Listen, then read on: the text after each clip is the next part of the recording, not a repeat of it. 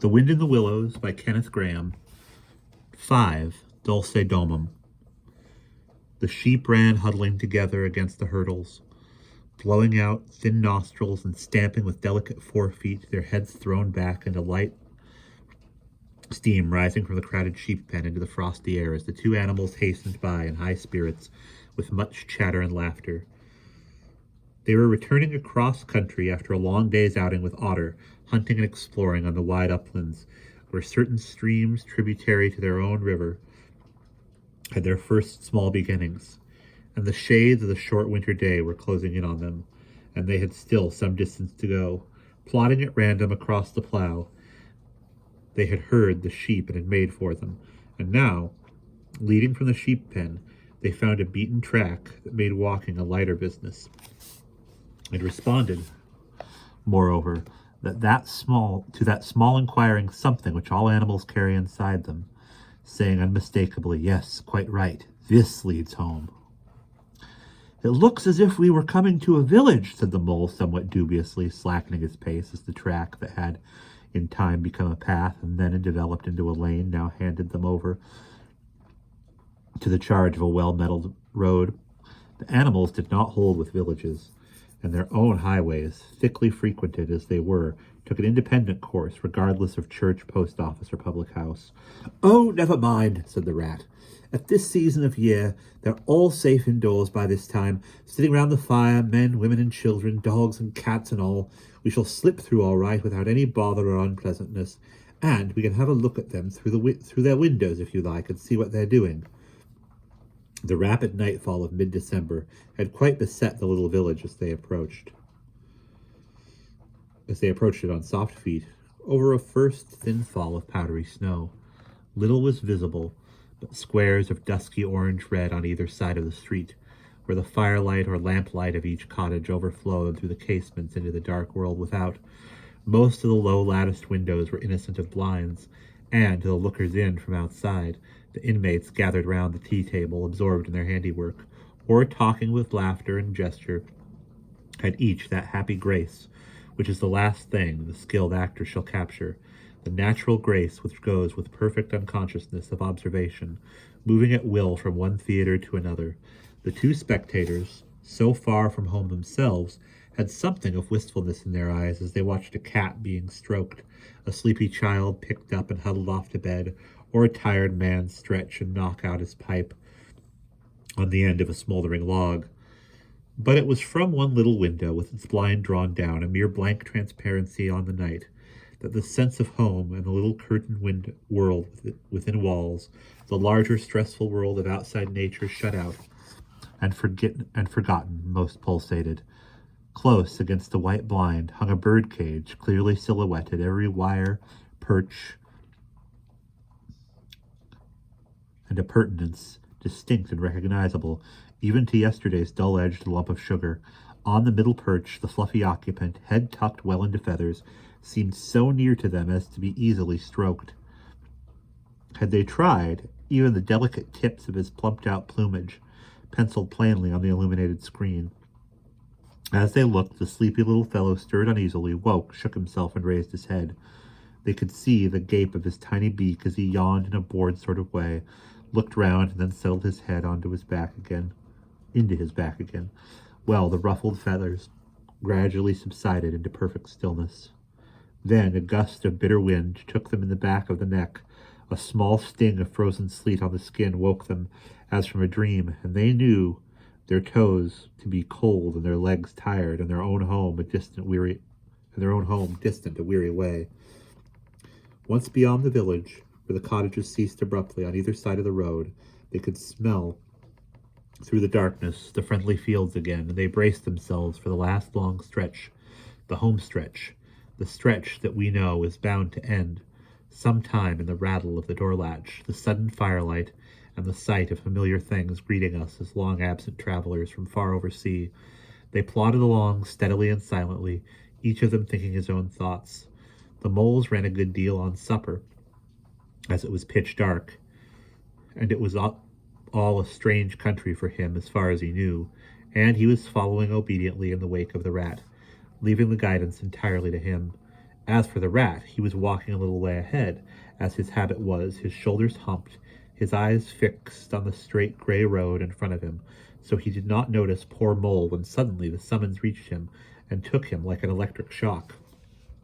We others, who have long lost the more subtle of the physical senses, have not even proper terms to express an animal's inner communications with his surroundings, living or otherwise, and having only the word smell, for instance, to include the whole range of delicate thralls which murmur in the nose of the animal night and day, summoning warning, inciting, repelling.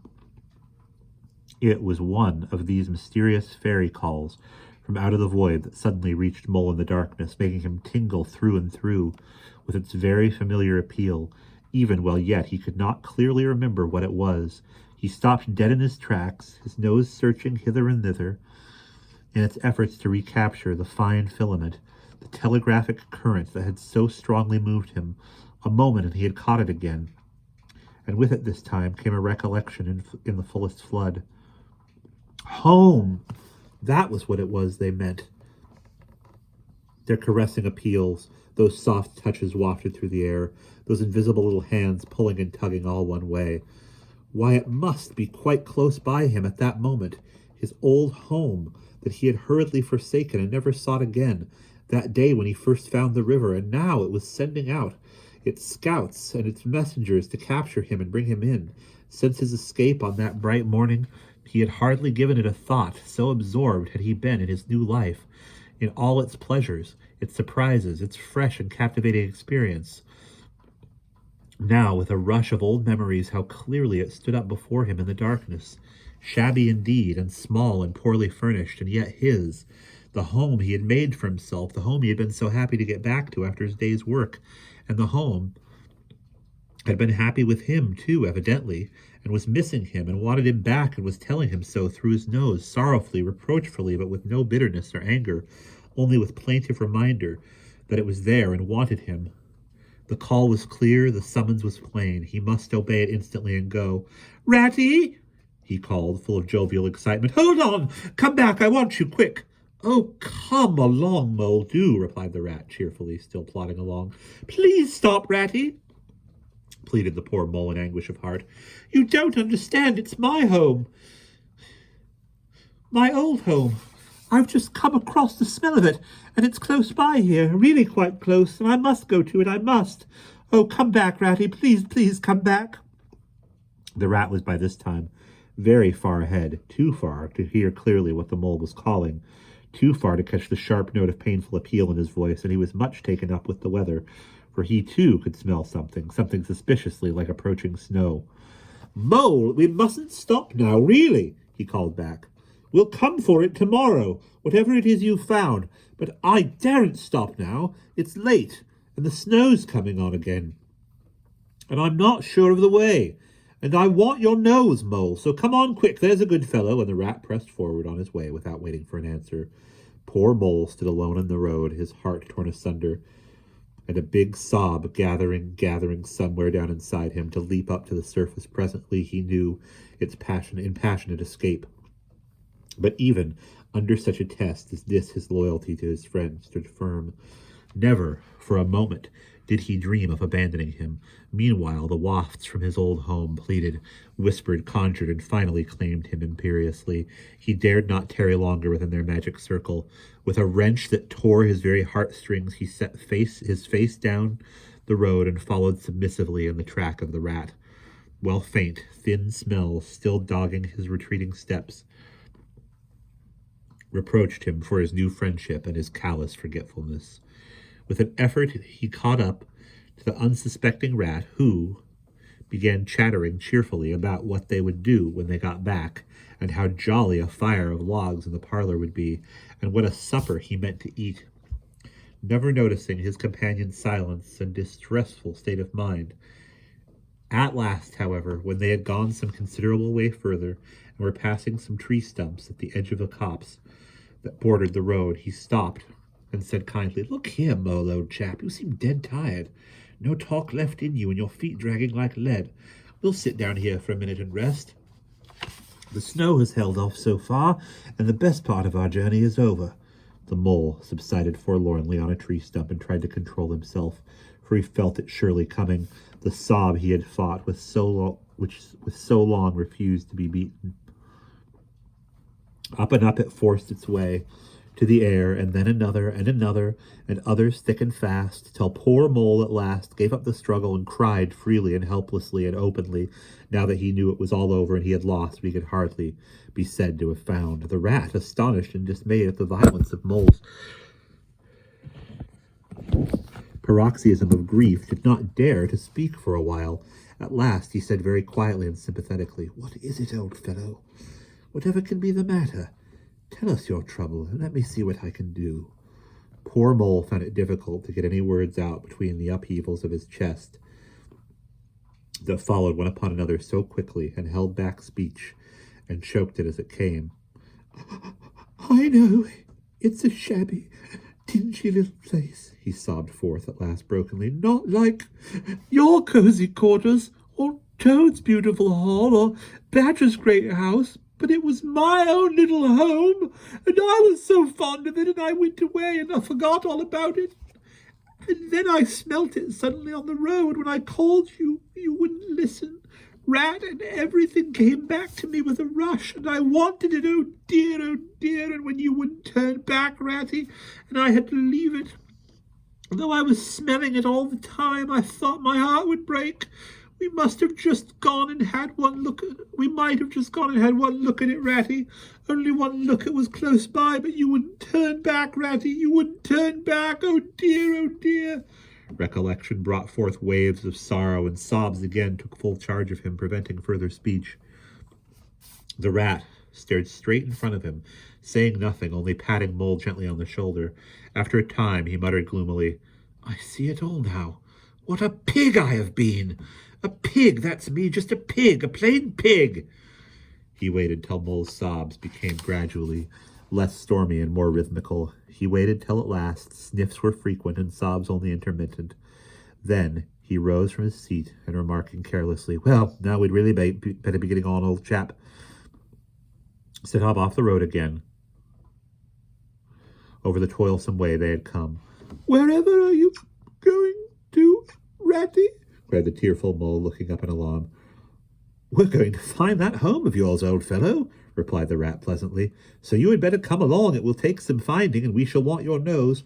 "Oh, come back, Ratty, do," cried the Mole, getting up and hurrying after him. "It's no good, I tell you. It's too late. It's too dark, and the place is too far off. The snow's coming, and I never meant to let you know I was feeling that way about it.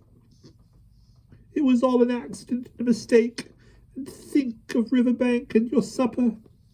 "Hang Riverbank and supper too," said the rat heartily. "I tell you, I'm going to find this place now if I stay out all night. So cheer up, old chap, and take my arm, and we'll very soon be back there again." Still snuffling, pleading, and reluctant, Mole suffered himself to be dragged back along the road by his imperious companion, who, by a flow of cheerful talk and antidote, endeavored to beguile his spirits back and make the weary way seem shorter. When at last it seemed to the rat that they must be nearing the part of the road where the Mole had been held up, he said, "Now, no more talking. Business. Use your nose and give your mind to it." They moved on in silence for some little way, when suddenly the rat was conscious through his arm that was linked in Mole's of a faint sort of electrical thrill that was passing down the animal's body. Instantly he disengaged himself, fell back a pace, and waited, all attention. The signals were coming through. The Mole stood a moment, rigid, while his uplifted nose, quivering slightly, felt the air. Then a short, quick run forward, a fault, a check, a try back, and then a slow, steady, confident advance. The rat, much excited, kept close to his heels as the Mole, with something of the air of a sleepwalker, crossed a dry ditch, scrambled through a hedge, and nosed his way over a field, open and trackless and bare in the faint starlight. Suddenly, without giving warning, he dived, but the rat was on alert and promptly followed him down the tunnel to which his unerring nose had faithfully led him. It was close and airless, and the earthy smell was strong, and it seemed a long time to Rat ere the passage ended and he could stand erect and stretch and shake himself. The Mole struck a match, and by its light The rat saw that they were standing in an open space,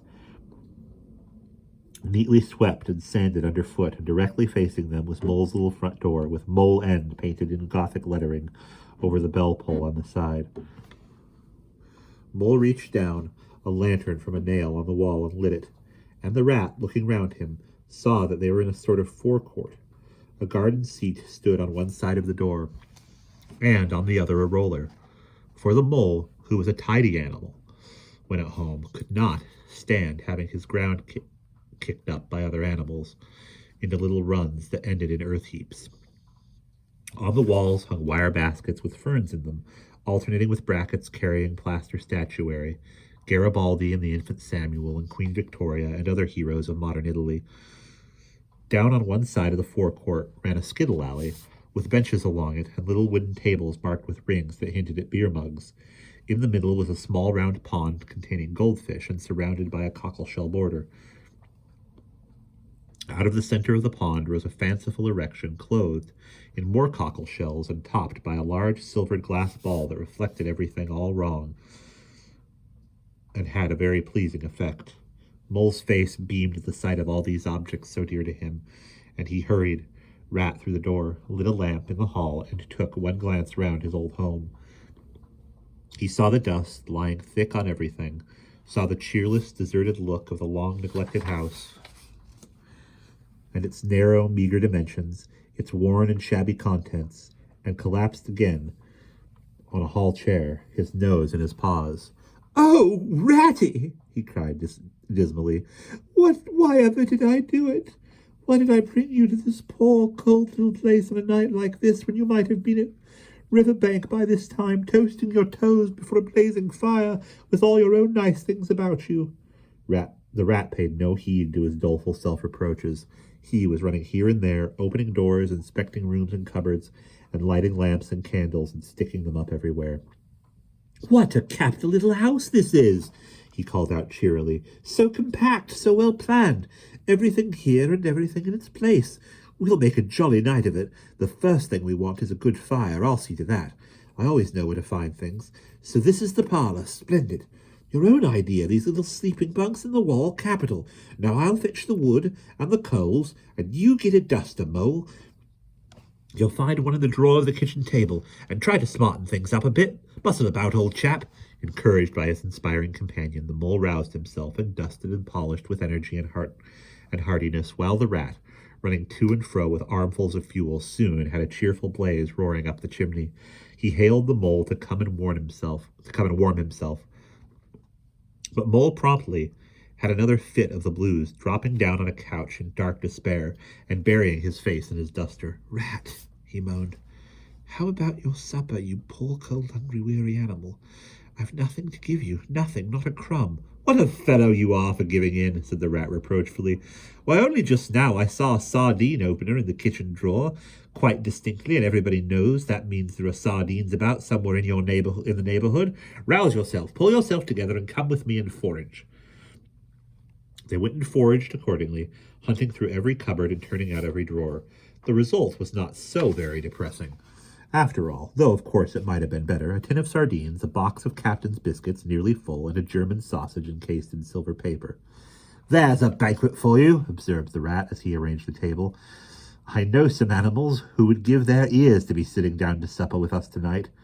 "No bread," groaned the mole dolorously. "No butter, no pâté de foie gras, no champagne," continued the rat, grinning. "And that reminds me. What's that little door at the end of the passage? Your cellar, of course. Every luxury in this house. Just you wait a minute." He made for the cellar door and presently reappeared, somewhat dusty, with a bottle of beer in each paw and another under each arm. "Self-indulgent beggar you seem to be, Mole," he observed. "Deny yourself nothing. This is really the jolliest little place I was ever in. Now, wherever did you pick up those prints? Make the place look so home-like they do. No wonder you're so fond of it, Mole. Tell us all about it and how you came to make it what it is." Then, while the rat busied himself fetching plates and knives and forks and mustard, which he mixed in an egg cup, the mole, his bosom still heaving with the stress of his recent emotion, related, somewhat shyly at first, but with more freedom as he warmed to his subject, how this was planned, and how that was thought out, and how this was got through a windfall from an aunt, and that was a wonderful find and a bargain, and this other thing was brought out of laborious savings, was bought out of laborious savings with a certain amount of going without, his spirits finally quite restored. He must needs to go and caress his possessions, and take a lamp and show off their points to his visitor, and expatiate on them, quite forgetful of the supper they both so much needed. Rat, who was desperately hungry but strove to conceal it, nodding seriously, examining with a puckered brow, and saying, "Wonderful and most remarkable," at intervals when the chance for an observation was given him. At last the rat succeeded in decoying him to the table, and had just got seriously to work with the sardine opener, when sounds were heard from the forecourt without, sounds like the scuffling of small feet in the gravel and a confused murmur of tiny voices, while broken sentences reached them. "Now, all in a line. Hold your lantern up a bit, Tommy. Clear your throats first. No coughing after I say 1, 2, 3. Where's young Bill? Here. Come on, do. We're all awaiting." "What's up?" inquired the rat, pausing in his labors. "I think it must be the field mice," replied the mole with a touch of pride in his manner. "They go round carol singing regularly at this time of year.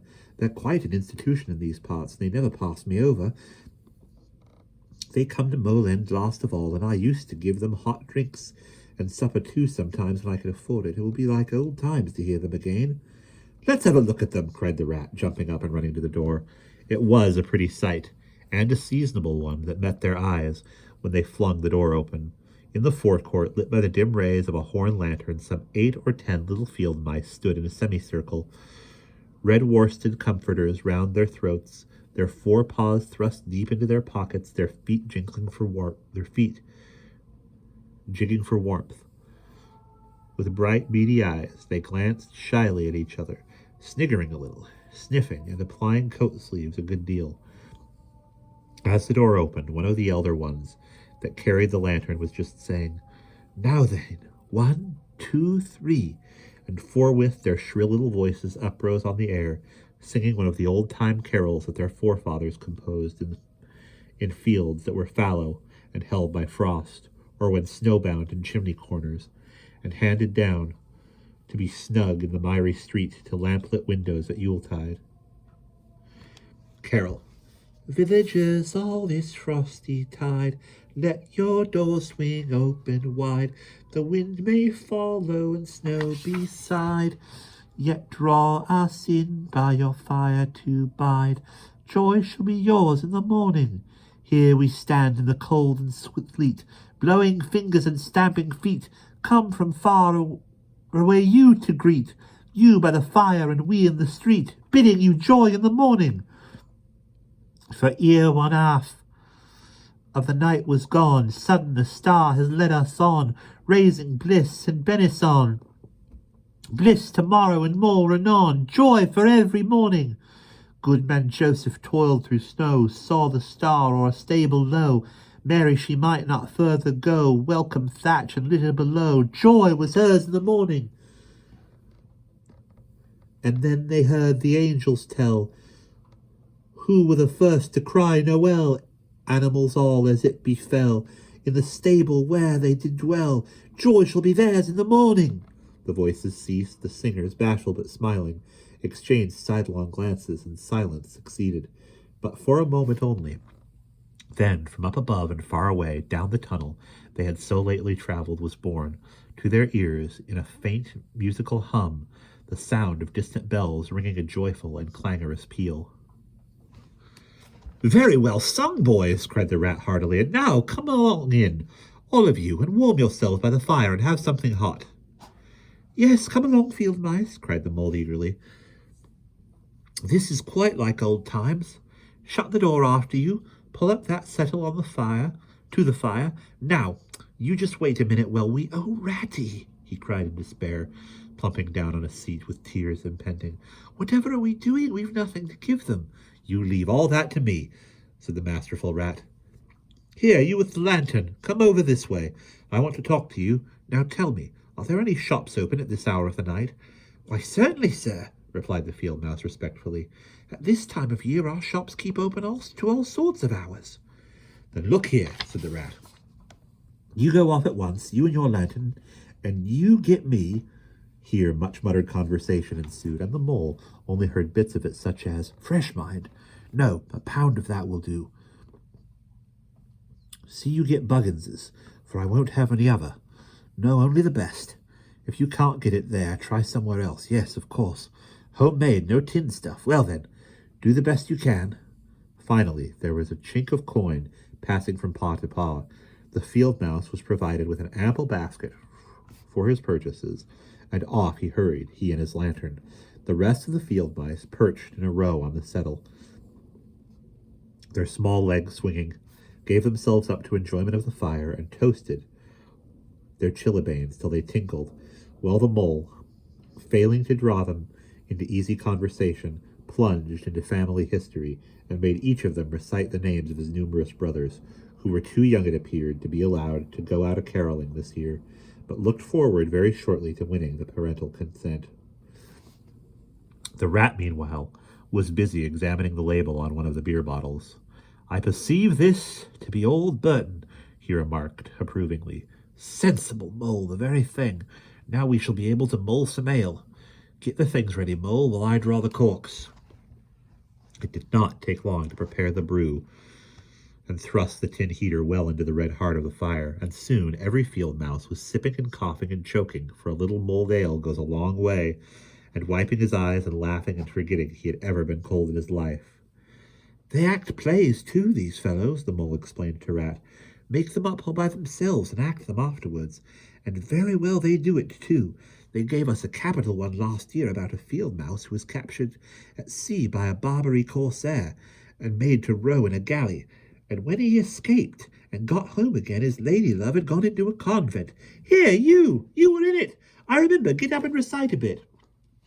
The field mouse he addressed got up on his legs, giggled shyly, looked round the room, and remained absolutely tongue-tied. His comrades cheered him on. The mole coaxed and encouraged him, and the rat went so far as to take him by the shoulders and shake him, but nothing could overcome his stage fright. They were all busily engaged on him like watermen applying the Royal Humane Society's regulations to a case of long submersion, when the latch clicked, the door opened, and the field mouse with the lantern reappeared, staggering under the weight of his basket. There was no more talk of play acting once the very real and solid contents of the basket had been tumbled out on the table. Under the generalship of Rat, everybody was set to do something or fetch something. In a very few minutes, supper was ready, and Mole, as he took the head of the table in a sort of a dream, saw a lately barren board set thick with savory comforts, saw his little friends' faces brighten and beam as they fell to without delay, and then let himself loose, for he was famished indeed, on the provender so magically provided, thinking what happy homecoming this had turned out after all. As they ate, they talked of old times, and the field mice gave him the local gossip up to date, and answered as well as they could the 100 questions he had to ask them. The rat said little or nothing, only taking care that each guest had what he wanted and plenty of it, and that Mole had no trouble or anxiety about anything. They clattered off at last, very grateful, and showering wishes of the season, with their jacket pockets stuffed with remembrances for the small brothers and sisters at home, when the door had closed on the last of them, and the clink of the lanterns had died away. Mole and Rat kicked the fire up, drew their chairs in, brewed themselves a large nightcap of mulled ale, and discussed the events of the long day. At last the Rat, with a tremendous yawn, said, Mole, old chap, I'm ready to drop. Sleepy is simply not the word. That your own bunk over on that side? Very well, then I'll take this. What a ripping little house this is. Everything's so handy. He clambered into his bunk and rolled himself well up in the blankets, and slumber gathered him forthwith as a swath of barley is folded into the arms of a reaping machine. The weary Mole was also glad to turn in without delay, and soon had his head on his pillow in great joy and contentment. But ere he closed his eyes, He let them wander round his old room, mellow in the glow of the firelight that played or rested on familiar with friendly things, which had long been unconsciously a part of him, and now smilingly received him back without rancor. He was now in just the frame of mind that the tactful rat had quietly worked to bring about in him. He saw clearly how plain and simple, how narrow even it all was, but clearly, too, how much it all meant to him, and the special value of some such anchorage in one's existence. He did not at all want to abandon the new life and its splendid spaces, to turn his back on sun and air, and all they offered him, and creep home and stay there.